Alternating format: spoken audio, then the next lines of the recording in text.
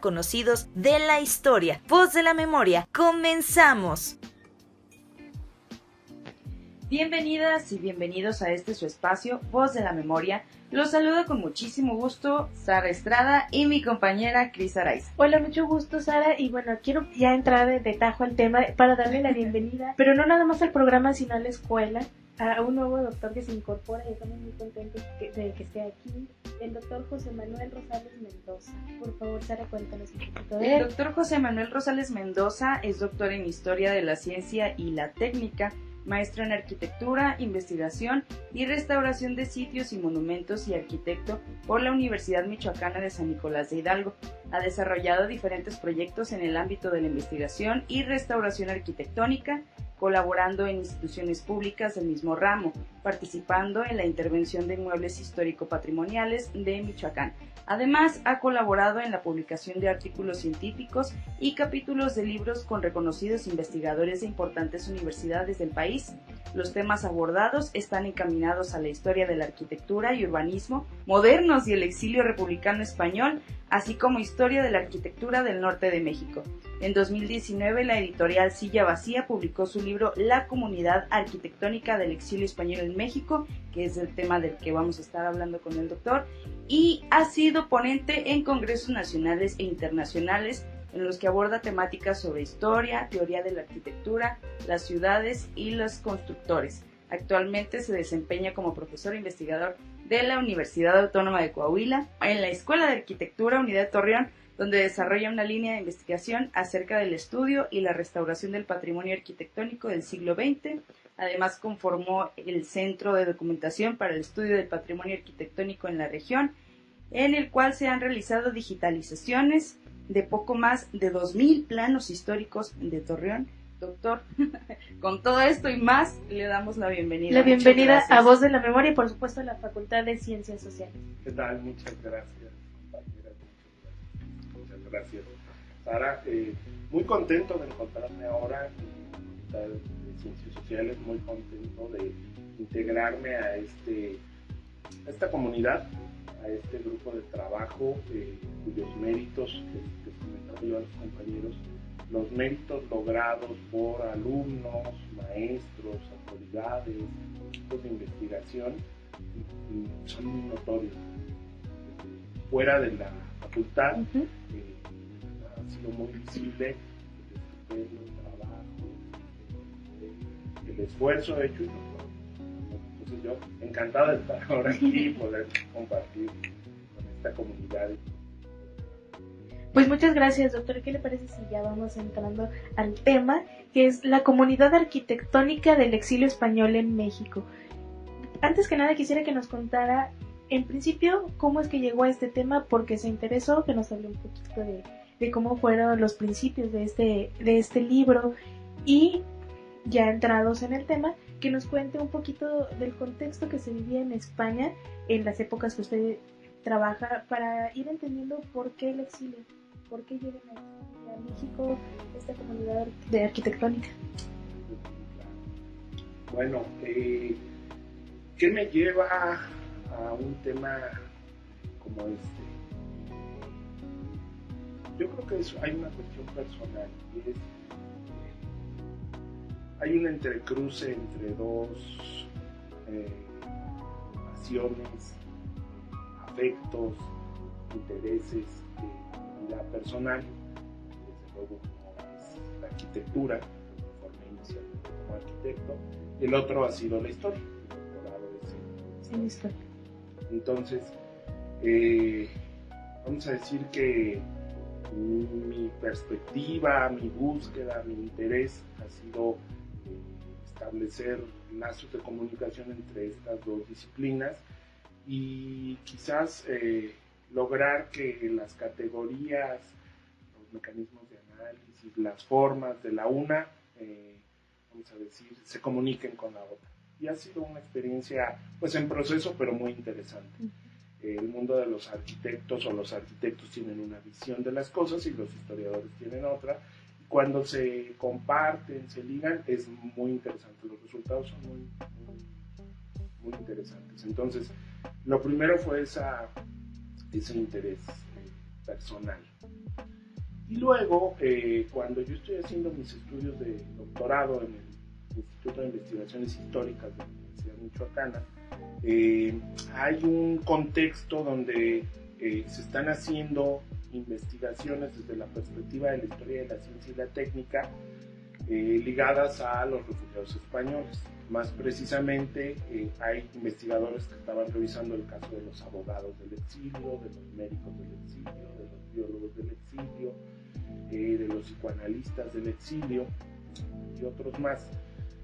Y en ese contexto me incorporo yo, desde luego, teniendo como antecedente la formación de arquitecto, para explorar el caso de los arquitectos e ingenieros civiles, profesiones ligadas al medio del diseño y la construcción, en el contexto del exilio republicano.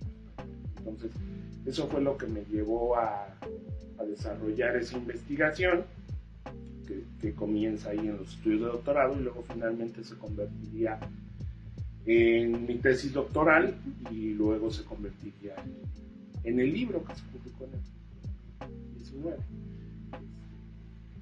Y la influencia en ese contexto de mis colegas arquitectos como de mis colegas historiadores. Y respecto a España, que me preguntabas, ¿qué produce los refugiados? Así es. ¿Por qué llegaron? Ustedes saben que España vive después de muchos siglos de un régimen, pues, vamos a decir, un régimen monárquico que se alternaba con procesos más o menos dictatoriales, ¿sí? Pero de línea dura, ¿sí? A veces eran monarquías con lo que esto implica un poco más tolerantes, y luego hubo varios momentos donde hubo dictaduras de línea dura. Después de todo este proceso y en el contexto del siglo XX y la efervescencia ideológica y política, va a resultar que después de esto y múltiples guerras, hay muchas tensiones. Justamente en este contexto de tensiones, o sea, antes de la guerra civil, durante todas las primeras décadas del siglo XX y las décadas finales del siglo XIX, España está marcada por una serie de conflictos, muchos internos y muchos externos. Ustedes saben que venían perdiendo las colonias durante todo el siglo XIX.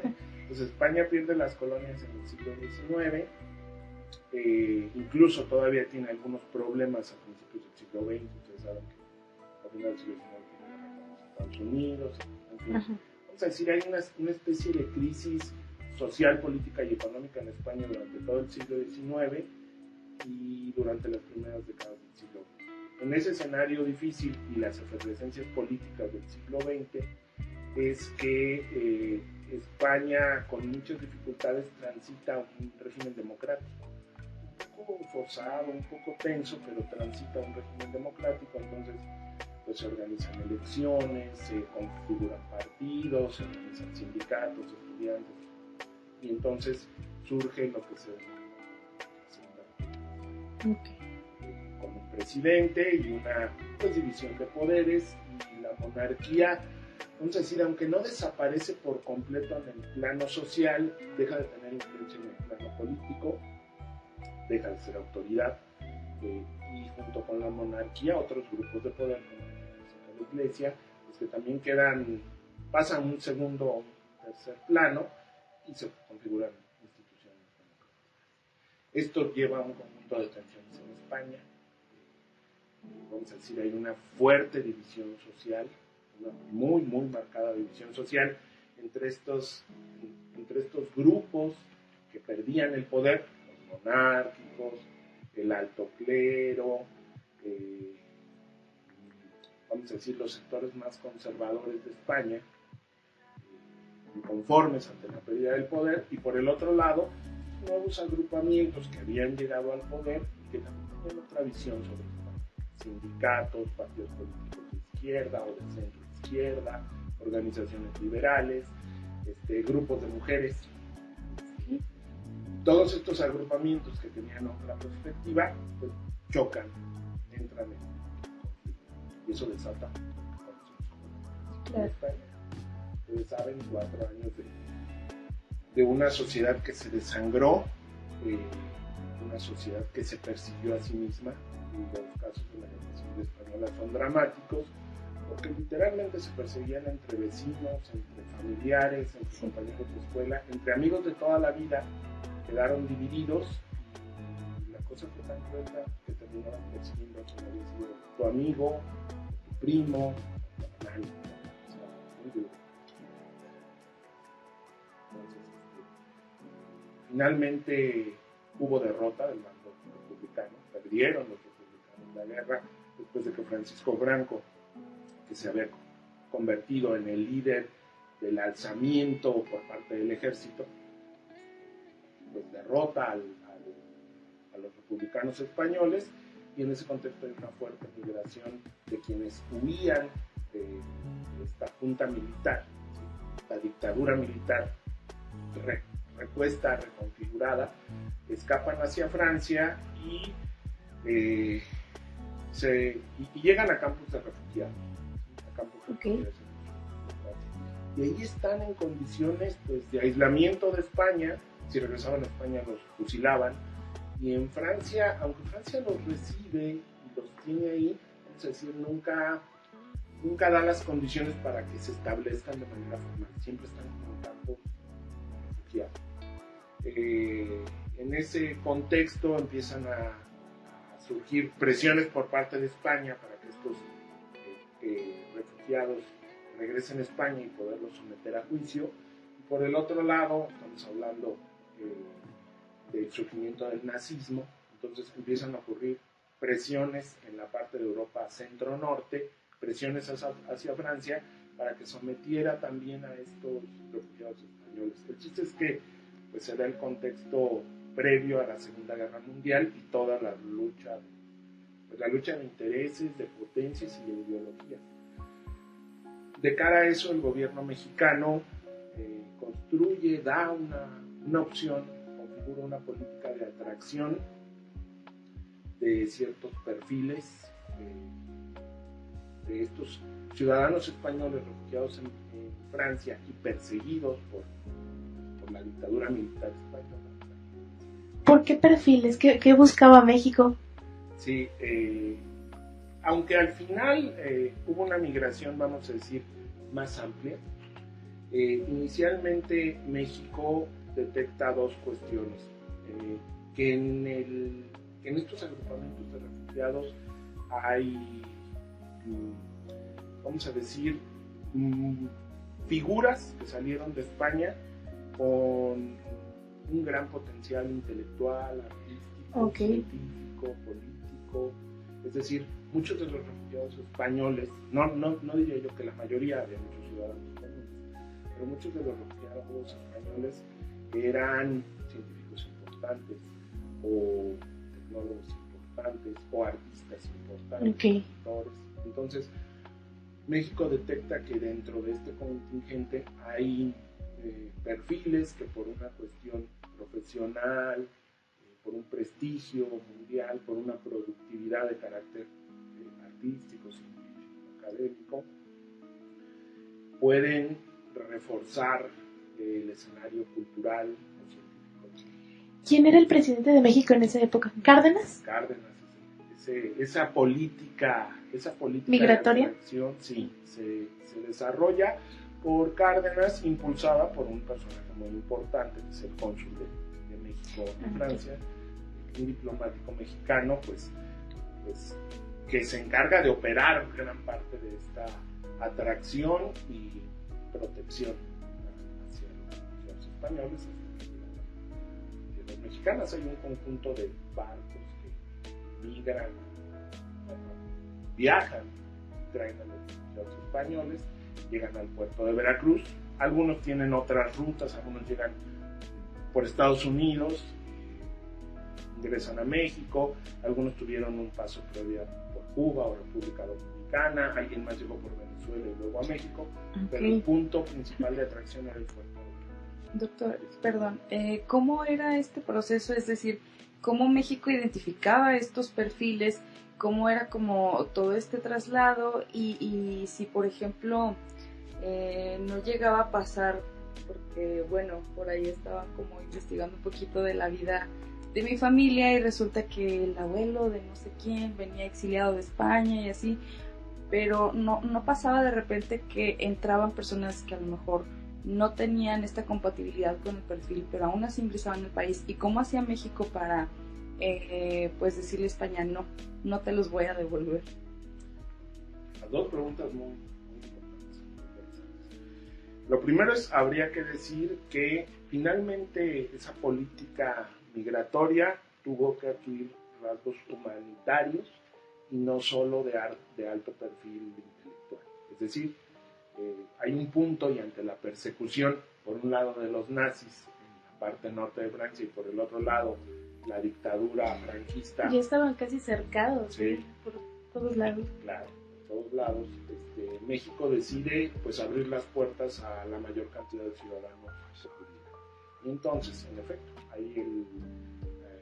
hay muchos refugiados españoles que no tenían ese perfil tan notorio, tan visible, pero muchos sí tenían, vamos a decir, una trayectoria de aportación, de pequeñas aportaciones a la sociedad. Y esto incluyó, por ejemplo, pequeños funcionarios públicos municipales que habían estado ayudando en el desarrollo de algún programa, o gente que había sido perseguida o sea, no tenían un alto perfil, pero dejarlos en ese contexto ponía su vida en alto riesgo. Si los dejaban en Francia y caían en manos o de los nazis o de la dictadura franquista, los mataban. Y entonces, pues el criterio fue, vamos, o sea, ya no me fijo en tu currículum, sino observo tus circunstancias, y esa fue la política. Por eso hay tanto. Pero, pues sí, para México se rompió relaciones diplomáticas con España, relaciones que se retomaron hasta los años, no sé,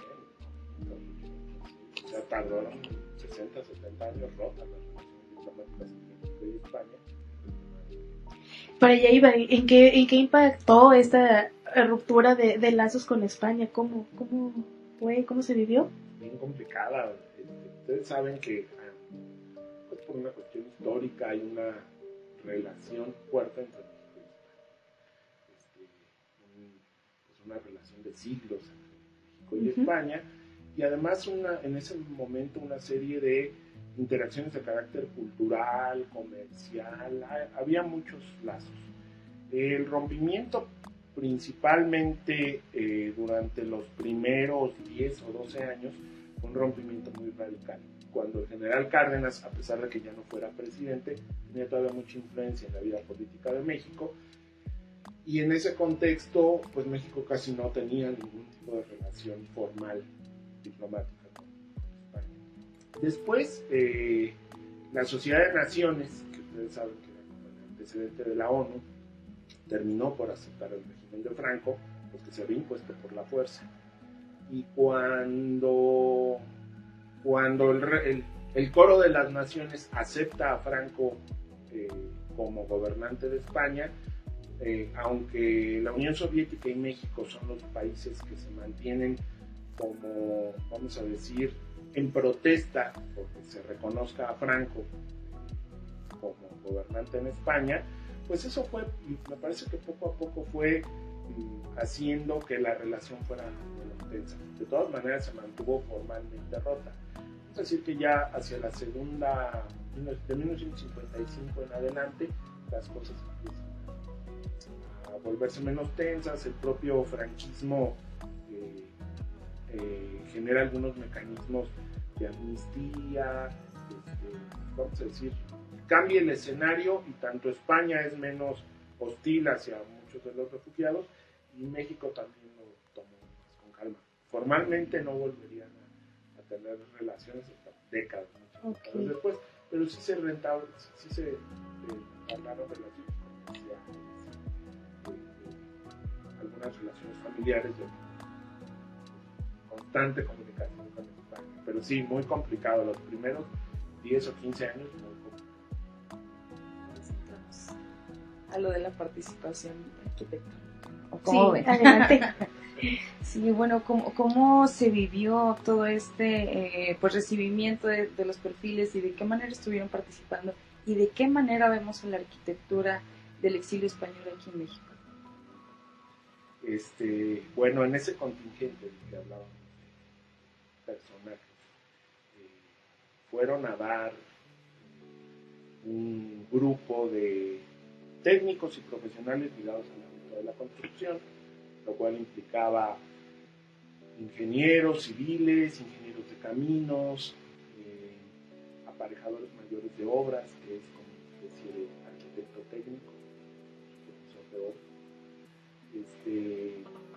técnicos de muchas naturalezas, delineantes, decoradores, había también dibujantes y desde luego arquitectos. Si se fijan, es como un agrupamiento de profesiones, oficios, que estaban ligados a la generación del espacio habitable.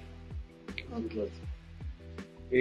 En el caso de muchos de ellos, terminan en el exilio español porque muchos habían tenido una participación en favor de la República desde el punto de vista político.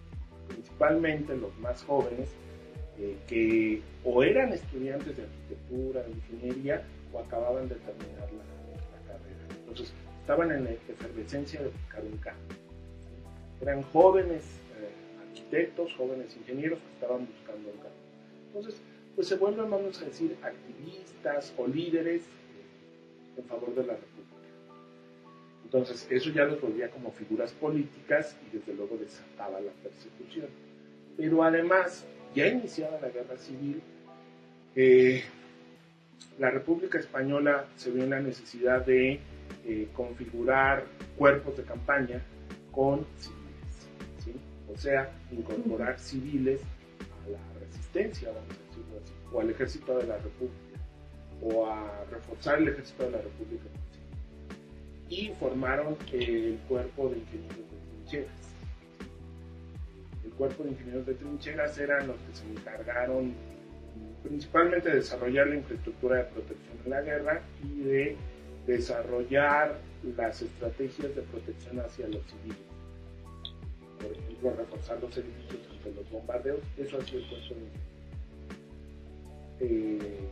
Y en el cuerpo de ingenieros quedaron incorporados un montón de arquitectos y un montón de ingenieros que eran los que ayudaban, instalaban, cimbraban, reforzaban el edificio porque luego era bombardeado. Entonces, sus tareas son la protección física de los civiles y el desarrollo de trincheras. Entonces, muchos civiles, arquitectos, ingenieros terminan peleando en la guerra civil, incluso tenían grado militar, a pesar de que eran civiles, y eso los vuelve sujetos directos de persecución. Así los agarraban los civiles. Claro. Unos porque habían sido líderes políticos y los otros porque habían sido, vamos a decirlo, circunstancialmente militares en favor de la República, en estas actividades que les comento. Entonces la persecución hacia ellos fue brutal. Hay un documento, terminada la guerra civil, hay un documento que se redacta por parte del franquismo, que es una lista de sanciones directas hacia los arquitectos, así como tal, sanciones hacia los arquitectos. Y había, aunque no podían someter ahí directamente a alguien a fusilamiento, porque no había nombre todavía, sí pusieron listados de personas, donde decían a fulano queda impedido para ejercer la profesión del Ok, les quitaban la licencia. Sí, totalmente, no podías ser docente, no podías ejercer, no podías construir, no. O sea, los dejaban, claro. Algunos quedaban sancionados, por ejemplo, para tener participaciones de carácter político de cualquier tipo. Las sanciones fueron diversas, pero de una persecución fuerte. Eso los incorporó al exilio y eso llegó a México. Por eso llegaron los arquitectos e ingenieros. Sí había una cuestión del perfil, como verán, sí era que tuvieran cierta formación técnica, estética, pero principalmente era persecución. Bueno, llegaron. Bueno, son arquitectos que vienen de un contexto de guerra y que su trabajo va dirigido hacia la guerra. Cuando llegan aquí a México, ¿En qué se desempeñan? ¿Qué proyectos elaboran o dónde se distribuyen laboralmente estos arquitectos? Me gustaría que me contestara eso, pero cuando regresemos de la pausa, porque es momento de hacer un corte.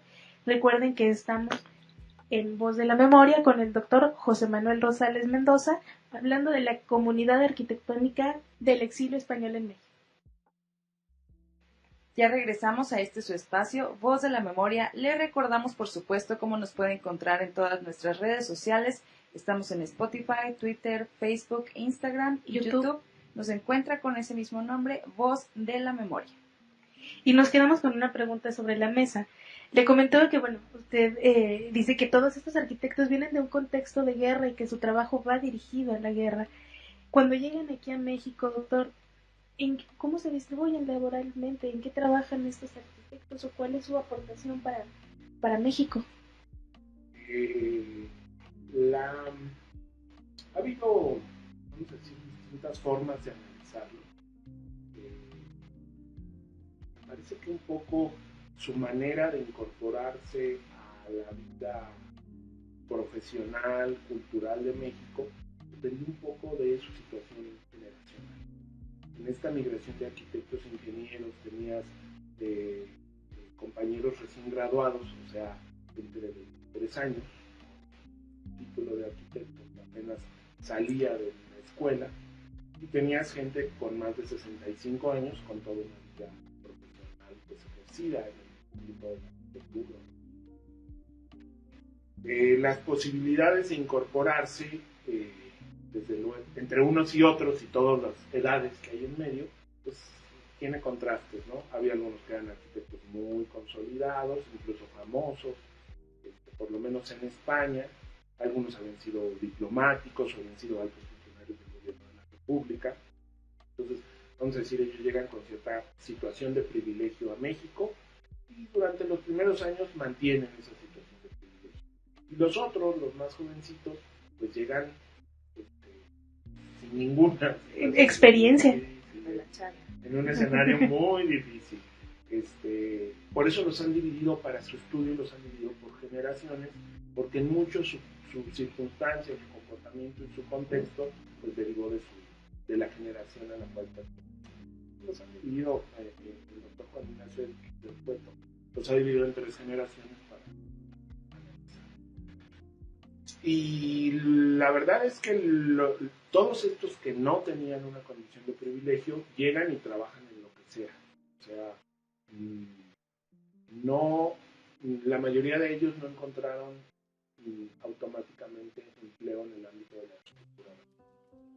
Algunos fueron agentes de ventas, algunos trabajaron como asesores de ferreterías, algunos se incorporaron a cuestiones industriales, es decir, muchos de ellos en los primeros años no encontraron trabajo como arquitectos. Y será hasta, vamos a decir, hacia casi el finito de la Segunda Guerra Mundial, cuando estos, a través de un proceso de estar en México, pues sí terminan ligándose al medio de la arquitectura y la construcción. En su mayoría se desempeñaron en el ámbito privado, formaron empresas pequeñas y medianas en el ámbito de la construcción. Por ahí hubo un par de empresas grandes en el compañía por el área y Cubierta Sala de Félix Candela. Eran 2 empresas muy grandes que incluso pues eran formadas por exiliados españoles, pero terminan haciendo obra en toda América Latina. Y algunos de ellos se incorporan al medio educativo. Hay algunos de estos arquitectos ingenieros que forman, por ejemplo, el Instituto de Ingeniería. Pues, el Instituto de Ingeniería de la UNAM tiene participación con ellos. Ustedes saben que hay una institución por excelencia que se ha definido por la llegada de los europeos, que es el colegio.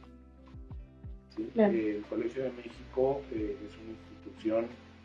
Ustedes saben la importancia que tiene en el ámbito de investigación, creo que casi todas las ramas, y ahí hubo un impulso muy importante.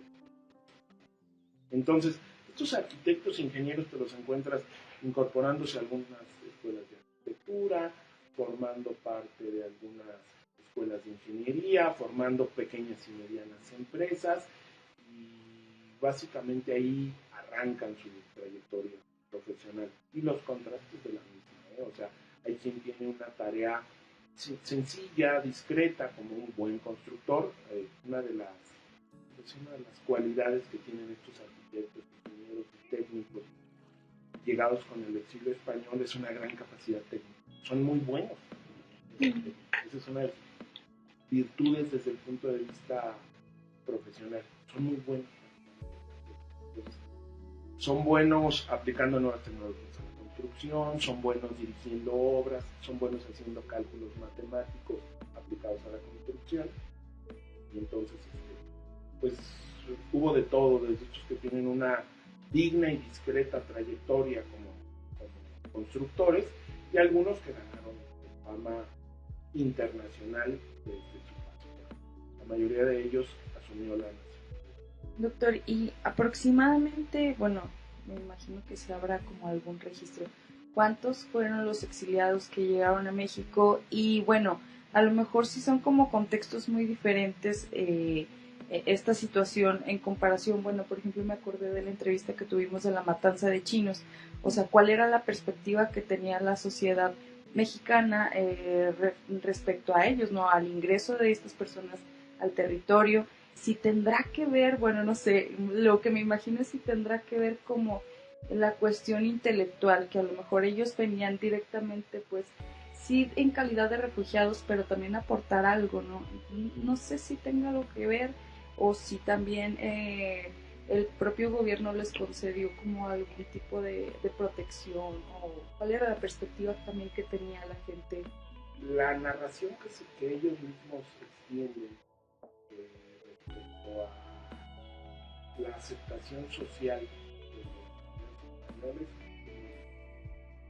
de los refugiados españoles de manera general, no solo los arquitectos ingenieros, sino todos los que llegaron, se encontraron con una especie de contradicción al interior de la sociedad mexicana. Y una era que normalmente los agrupamientos de izquierda, vamos a decir, los agrupamientos de izquierda en México habían sido tradicionalmente antihispanistas, por un rollo como anticolonial, y la derecha había sido prohispanista.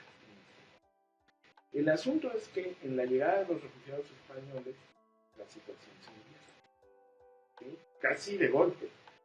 Primero porque estos refugiados españoles, muchos llegan con una trayectoria dentro de los partidos de izquierda en España. Había comunistas, anarquistas, socialistas, sindicalistas de distinta naturaleza, además de grupos feministas, ¿sí? Entonces, la confección del exilio español tenía muchos ciudadanos comunes y corrientes que no tenían, vamos a decir, una ideología demasiado anclada, pero muchos sí, y formaban parte del agrupamiento de izquierda. De tal manera que cuando llegan, la izquierda mexicana antihispanista tradicionalmente, a estos los recibe bien. Simpatizan, claro, los ideales, sí. Simpatizan, la izquierda mexicana simpatiza con ellos, incluso los incorpora en alguna medida a las actividades. Y para la derecha mexicana, que tradicionalmente había sido prohispanista, pues no, hay una resistencia a la llegada de estos porque no son los españoles, sino son los rojos, ¿no? Estos españoles que llegaban no eran españoles, eran como rojos, y había que evitar que la sociedad mexicana se contaminara de comunismo.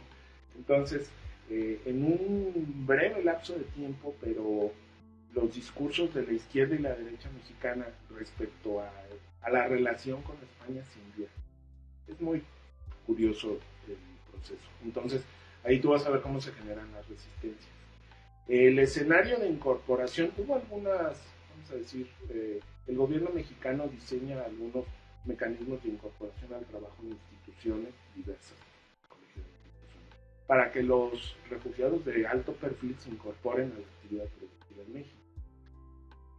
Pero, pues hubo muchos sectores que aquí vieron trastocados sus intereses, entre ellos los intelectuales mexicanos, Algunos recibieron muy bien a los exiliados españoles, pero otros pues, veían en riesgo su plaza, su oportunidad de trabajo. Entonces, sí hubo algunas tensiones respecto a su incorporación.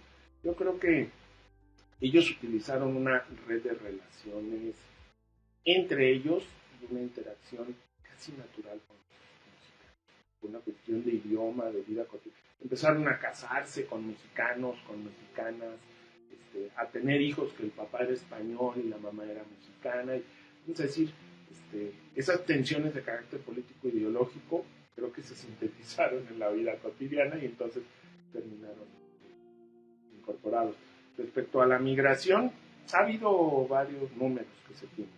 Ha habido quien dice que son 25,000, 20,000 refugiados españoles. Hay algunas variaciones respecto de la estadística. Sí lo han tratado de establecer. Habría que entender que en el contexto, pues no todos migraron con documentos como para poderlos contabilizar. Pero los números andan entre los 20,000, 25,000 refugiados españoles, de los cuales en esta comunidad que se estudia en el libro, entre arquitectos, ingenieros técnicos, aparejadores mayores de obra, pues tenemos unos 200 se dedicaban de manera clara a la arquitectura y diseño.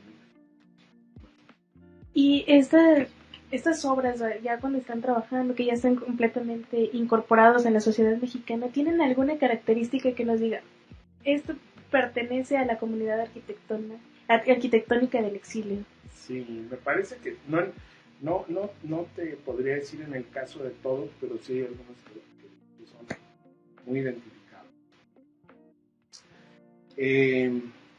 Cuando ellos llegan a México, vamos a decir, se conjuntan dos energías que producen una arquitectura muy interesante que no hubiera sido posible en España. A pesar del perfil formativo pues de alta capacidad técnica que tenían, no hubiera sido posible en España. Y es que en el contexto de la arquitectura mexicana de esa época hay una gran apertura a las propuestas nuevas. Y en España, a pesar del dominio técnico, no hay tanta apertura a las propuestas nuevas, por lo menos no desde el punto de vista arquitectónico. Sí, todavía, a pesar de este cambio ideológico hacia la República, hay ciertos anclajes en la tradición española.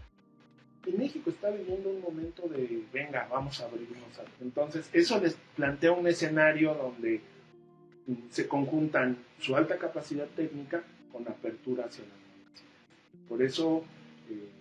Por eso se genera una arquitectura producto de la interacción entre mexicanos y exiliados españoles, porque se hace entre ambos, de las más interesantes de su época, y en mi opinión una de las arquitecturas mexicanas más propositivas, más interesantes y más innovadoras. Ahora bien, junto con estos arquitectos exiliados, llegan el dominio de algunas técnicas de construcción que eran muy innovadoras. En específico llega en ese momento el muy joven arquitecto Félix Candela, que estaba por irse a estudiar su maestría a Alemania, y él se había especializado, junto con algunos personajes en España, en el desarrollo de diseño y cálculo de estructuras laminares de concreto armado. Esto es lo que se conoce como cascarones de concreto. Son membranas muy delgadas, construidas con muy poco acero, refuerzo, o sea, varilla, y concreto, pero les hablo de un espesor de 3 o 4 centímetros, delgaditos, por eso les dicen cascarones. Entonces, diseñaban estructuras de concreto armado muy delgaditas y por lo tanto económicas y ligeras, que permitían cubrir grandes espacios. El que fueran ligeras implicaba que necesitaban menos apoyo, ¿sabes? Entonces te ahorrabas un montón de columnas. Bueno, él se había especializado en eso. Cuando llega, aunque no puede desarrollar esta tecnología desde el primer momento, era un muy joven Candela, sí es una tecnología que desarrolla, vamos a decir, unos 8 o 10 años después de haber llegado a México. Funda esta empresa que les decía, Cubierta Sala, que se especializa en el diseño y construcción de cascarones de concreto, inicialmente en México y luego en toda América Latina. Incluso hicieron algunas propuestas. Como notarán, esta tecnología que les comento tenía varias virtudes: ser ligera, ser económica, construirse muy rápido, cubrir grandes superficies. Y entonces en México tuvo diversos usos, pero fue muy aplicable para las naves industriales. Entonces construías muy rápido. Desde luego, estas pequeñas membranas se dice que resisten por forma, es decir, tienen que adquirir una imagen similar a la de un cascarón de huevo o a la de medio cascarón de huevo. Más precisamente serían paraboloides hiperbólicos, en términos de figuras parabólicas. Y esas figuras parabólicas, por su forma, resisten. O sea, no solo por su material, sino, vamos a decir, resisten por geometría. Muy aportativas desde el punto de vista técnico, pero además impresionantes desde el punto de vista físico. Empiezas a ver esas construcciones que literalmente parecen como cascarones de huevo, ¿sí? Luego hay muchas variantes: el sistema paraguas, etcétera, que se utilizó para la construcción de las gasolineras de Pemex durante 30 años. Previo a las estructuras metálicas, todo se había hecho con cascarones. Todavía es reconocible las construcciones de paraboloides hiperbólicos y estas figuras curvadas que uno nota, no solamente respondieron a una cuestión de diseño, sino también a una cuestión técnico-constructiva. Bueno, esa en específico, esa tecnología llega con los refugiados españoles, se extiende por México y desde México se extiende pues, por toda América. Doctor, hoy día todavía podemos ver este tipo de técnica, todavía está presente. Sí. Todavía hay edificios construidos con cascarones, desde luego. No sé, el Altillo de Ciudad de México es un cascarón de concreto, cubiertas laminares. Hay un montón de arquitectura hecha en los años 50, 60 que corresponde a estas membranas.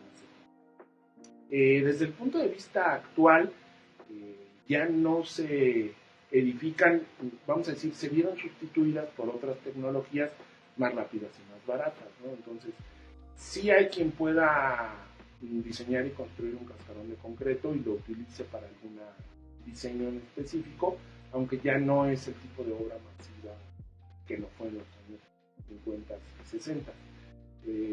Hay varios factores que llevaron al decaimiento del concreto. Por ejemplo, hoy día habría una cuestión ecológica, ¿no? Del uso del concreto. Las cimbras, que ustedes saben, son los soportes previos que se ponen antes de hacer el vertido del concreto, el colado, que llamamos antes de poner el colado de cimbras. Las cimbras de los cascarones desperdiciaban mucha madera. Y entonces eran válidas en el contexto de los años 50, pero en una crisis ambiental como la que tenemos ahora, desperdiciaban. Ideal. Sí, no sé, yo quise pasar. ¿Dónde se concentraron los arquitectos para realizar sus trabajos, sus obras? La mayoría fundaron sus empresas en Ciudad de México, aunque tenemos en algunos casos de arquitectos, constructores o aparejadores que pasaron de manera temporal o permanente en otras regiones, con más o menos éxito.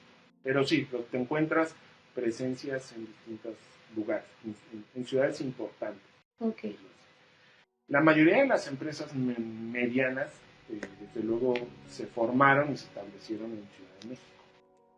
Y a partir del establecimiento en Ciudad de México, sí desarrollan obra en distintas partes del país y en el caso de Cubierta Sala, del mundo, ¿sí? Okay. Pero la aportación de estos exiliados españoles no se limitó a construcciones de la ciudad. Tienes construcciones perfectamente documentadas de arquitectos exiliados españoles en Acapulco, en Veracruz, en Guadalajara, en Chihuahua, ¿sí? O sea, se distribuyen a lo largo del país. Se contrataban las obras y luego es que además hay obras, hay ejecución de obras muy importantes. Como muchos tienen constructores y no diseñan sino edifican, participaron en proyectos como la carretera mexicana o muchas presas importantes del país. Entonces, si te fijas, eso es más como obra civil que obra arquitectónica, y entonces no ha sido tan buscada, tan documentada por parte de la historia de la arquitectura, y queda más en la historia de la ingeniería. Pero participaron en un montón de fábricas, presas, carreteras, además de obra arquitectónica, como iglesias, incluso muchos de los edificios del campus de la UNAM, que es diseñado por arquitectos mexicanos, pues fue edificado por arquitectos mexicanos. En esta energía de colaboración entre México y España. Doctor, dos dudas. Bueno, no sé si nos podría contar en el tiempo que nos queda, así como muy sintetizado, cómo fue la conformación de este libro precisamente del que estamos hablando. Y por ahí en el índice hay un apartado en el que habla de revistas especializadas en arquitectura, ¿no? Entonces también sí nos podría platicar un poquito de cómo es la aparición de la arquitectura, de la construcción en medios de comunicación impresa. Muy bien. Bueno, respecto del libro, les comentaría que la estrategia, la metodología para investigarlo fueron procesos ligados a la investigación. O sea, este libro deriva en su mayoría del trabajo de archivo. Vamos a decir, hay una primera detección de esta comunidad a través del Archivo General de la Nación, y buscar en los documentos migratorios producto del exilio, y entonces revisar en su perfil formativo cuáles eran ingenieros, arquitectos. Ahí configuramos la primera en el AGN. Luego sabíamos que había algunos archivos de, vamos a decir, asociaciones o agrupamientos ligados al exilio. Por ejemplo, lo que hoy sería el Ateneo Español de México, una asociación civil formada por los propios refugiados españoles en los años 40, y que tiene una trayectoria vigente. Y ellos tienen un archivo histórico muy importante donde quedaron pues documentos, ¿sí? Otra fuente importante para estudiar desde el punto de vista documental a los refugiados españoles es el Archivo de Arquitectos Mexicanos, que está en la UNAM. Ahí tienen pues varios miles de planos. El nombre es Archivo de Arquitectos Mexicanos. Como yo les decía, muchos de estos arquitectos de origen español se naturalizaron mexicanos, desarrollaron sus empresas en México, hicieron su trayectoria en México y se asumían como mexicanos. De tal manera que sus fondos profesionales, sus archivos profesionales, hoy los tiene la UNAM, y es una fuente y entonces ahí verán que ya hay documentos para construir una investigación. Y el otro mecanismo que seguimos fue entrevistar. No pudimos encontrar ya a los arquitectos, fallecidos de edad. Pudimos detectar todavía a un ingeniero civil. Me tocó entrevistarlo, accedió a una entrevista. Y con quien sí tuvimos contacto es con las familias y los colaboradores de arquitectos y ingenieros del exilio. O sea, a ellos ya no se pudo hacer esta entrevista, pero sí con su familia. Esto llevó a que su propia familia nos diera muchos documentos, o nos mostrara muchos documentos, principalmente al doctor del Cueto, quien había estado investigando, y otros a mí. Y entonces manteníamos un intercambio de documentos, de documentos de arquitectos y ingenieros del exilio, y entonces pues eran, vamos a decir, archivos familiares. La foto del abuelo donde está en la obra y te la prestaba, ¿sí? Y vamos a decir, esa fue la estructura documental con la que se construyó esta investigación. Hicimos un poco de trabajo de campo. Ustedes saben, cuando se investiga la arquitectura, uno trata de estar en el lugar, sí tener el documento, sí buscar el plano, pero hay que estar en el lugar. Pudimos visitar algunos, principalmente los de Ciudad de México, un poco para entender las propuestas de estos personajes en el sitio. Entonces, ver el lugar, ver la construcción, ver la propuesta de diseño. Entonces, así se construyó la investigación desde el punto de vista metodológico. Y en términos de las revistas, lo que ocurre es que México en los años, pues desde principios del siglo, todavía en el porfiriato, pero principios del siglo, y hasta los años 80, mantiene una fuerte producción de revistas especializadas en arquitectura. Vamos a decir, era como la revista científica de los arquitectos, o las revistas científicas de los arquitectos, donde en artículos pues de distinta naturaleza se difundían obras, opiniones, ensayos. Y entonces, justo en el momento de la coyuntura de los exiliados españoles, están naciendo y fructificando algunas revistas. En específico, hay una revista que se llama Arquitectura México, que dirigía el arquitecto Mario Pani, un arquitecto mexicano que la encabezó por 40 años, y donde se concentraron la mayor cantidad de información sobre el devenir de la arquitectura mexicana.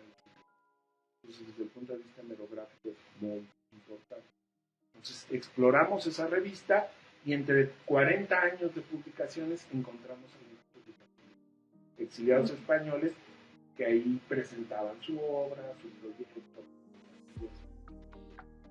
Entonces, ahí encontramos muchas cosas. Cuando algunos de los exiliados españoles ganaron fama, incluso les pidieron que escribieran, eran como articulistas. Félix Candela, el personaje que les hablaba de los cascarones, en un momento en el que opinaba sobre el mundo del urbanismo de México, era como un crítico de arquitectura, pues por la fama él gana en su momento el premio de la Sociedad de Arquitectos, que era el equivalente al premio Pritzker hoy día, que es como el premio máximo de la arquitectura, y lo gana un arquitecto mexicano. Entonces, pues cuando se lo opinaba. Entonces, a eso nos referimos. Las revistas especializadas, algunos con más presencia que otros, los españoles.